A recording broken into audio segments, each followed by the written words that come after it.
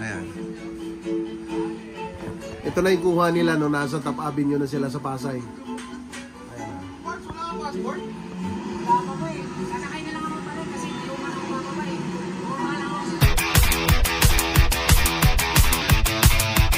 Welcome back sa ating channel mga tropa. So ito yung kwento nung isang naghahanap ng trabaho from Surigao na nakita lang si Kong TV sa LRT at napakaganda ng kwento dahil na-meet lang, nagpa-picture lang, tapos nakita uli sa pangalawang pagkakataon, ayun, naipasok na ng trabaho. Malayo pa? Sayang nga kung may passport kayo, sama sana ka ng Taiwan. Taiwan? Oo. Wala ko pa. Kaya nga, sayang nga. Alam mo? Meron ulit mo. Meron? Hanap ako sa tawin niyo. Ano yung hanap mo trabaho? Kahit ano po. Kahit ako nalang palitin ko yun. Huwag na ngayon ito palagi tayo. Ilan taong ano? Boss! Saan ba ang probinsya mo? Sa Surigao po. Surigao? O sama ka sa amin ngayon? Uy! Hindi nga. Ayan. Ayan si Boy yung nakaputero. Yung sinama niya na. Ayan o. Diyan ako tawa ng tawa. Nakakatuwa. Ano ka nakatagal dito sa Manila? 5 araw ako. Ano trabaho mo dati? Galing din doon sa amin. May interview po kasi ako ngayon eh. Interview po para sa waiter. Tapos magpapamedical na din ako. Taiwan, di ba? Kasi pinasama na ako ng boss ko eh.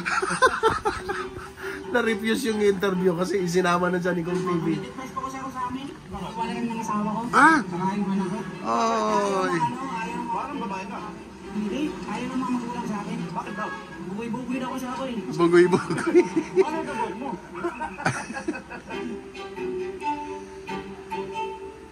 Yung motor ko nga, binenta ko, tapos pinamalahay ko dito. Ha? Magkano benta mo sa motor? 26,500. Kaso, basag na yung makinang buti na, nabili pa rin.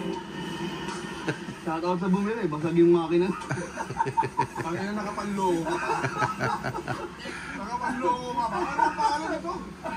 Aaron? Si Aaron. Pares pala yung pangalan. Wala ka pangalan ko pa, kaya pala manloloko ito ngayon na ito. Apply lang ito, trabaho, sir. Pasensya na, yun lang ang nakuha namin para sa'yo. Preso. Wala. Pero libre pagkain, wala ka lang sahod. Ayaw ba doon? O, sige, Bards. Bards, may YouTuber tayong nagtatawag. Thank you. Ako yung ginagapan ni Joey Marquez MMK. Ay, kayo naman. Ano yung libreng tao na ano? Ilan? 499K. Ay, dami subscriber nito. Kasunod nakita niya. Si Tatay Jimmy. Jimmy. Ayan. Ito yung pinamigil ka o libre. Yung panahon ng pandemic pa yun. Ah, siya pala yun. Libreng taho. May libreng tao. Pag nanood po sila ng video ko, kasi views po yung magbibigay na sahod. 500k na, hindi 500k na yung nabigyan yung tao tayo. Hindi ba kayo nalugi niyan? Lugi ako. Lugi? Puro paluwal na lang yan. Lugi. Teka lang ha. Huwag ka mag-alala. Hahanapin natin yung trabaho. Ayun na, si Aaron.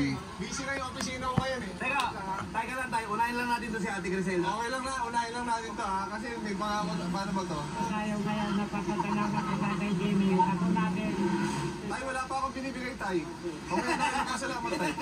Baka mamaya wala akong iabot tay. Magpasalamat kayo. Salamat na ako nakita kita. Okay tay. Tigreselda, ikaw na bahala ha. Okay na tay, pwede ka na magpasalamat sa akin tay. Napapasalamat ko. Yun! Dale. Tay, ingat lagi ha. Hoy, isa rin si yung... Alabas na ako una, sabi ko sige, wala Ayan ang magiging employer ni Aaron. Wala sa inyo, wala man akong pera may tulong para may trabaho akong ibibigay sa inyo. Yan, Kaya hindi tropa naman, ni hindi Kong naman yan. lahat na nakakulong doon ay masamang tao eh. Lahat naman may mga kanya-kanya tayong pinagdadaanan. Pwede na magsimula dito. Ang ganda na yun yung interview mo. Oo, pwede yan. Yes naman nun interview. Hindi, ano yan, kasi yung... Ayun, napakaswerte ni Aaron. Waiter na siya doon sa kaibigan ni Kong TV. Approve. Nakapasok na nga si Aaron. Natapos ko yung 24 minutes na video ni Kong na sobrang saya. Napaka good vibes. Siyempre, follow nyo pa rin. Subscribe nyo pa rin si Kong TV. Solid siya. At salute sa'yo, boss. Siyempre, huwag nyo rin kalimutan, ha? Paki-subscribe din tayo, Kuya Cesar TV. Peace. God bless.